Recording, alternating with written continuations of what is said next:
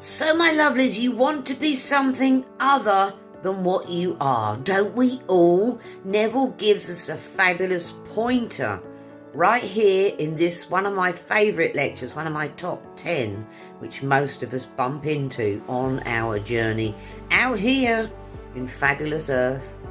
It's changing the feeling of I. He says it this way. He says, so you and I can be anything in this world we desire to be if we will clearly define our aim in life and constantly occupy that aim, as in I am kind, loving and noble, and the opposite, I'm a bit bitchy, I can be mean and I can be ignoble.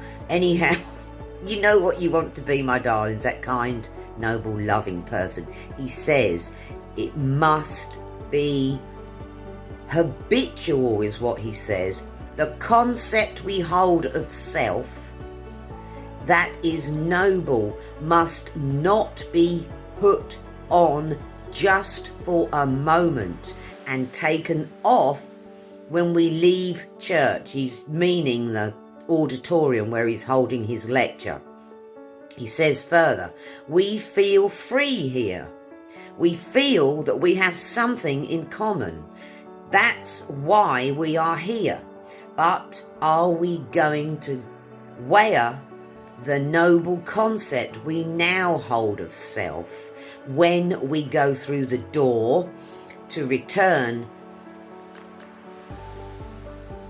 He says, the noble concept we now hold of self when we go through the door and enter that bus, or are we going to return to the restrictions that were ours prior to coming here?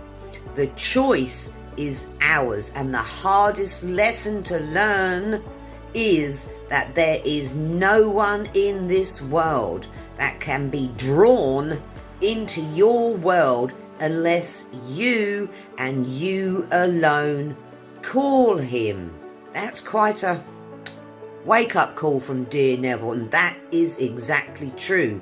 No man come to me save the Father within me draw him, which means anybody you bump into in your reality, not literally bump into, but somebody turns up, says something that's unnoble, says something hurtful, you've done it yourself, my darlings. It comes from our self-concept, which is the feeling of I. That's the secret being that we have to pay attention to, listen to what that little thing is saying within you and change it. So, the point of this video, my darlings, is to wear the feeling of your wish fulfilled, and as Neville says, make it habitual.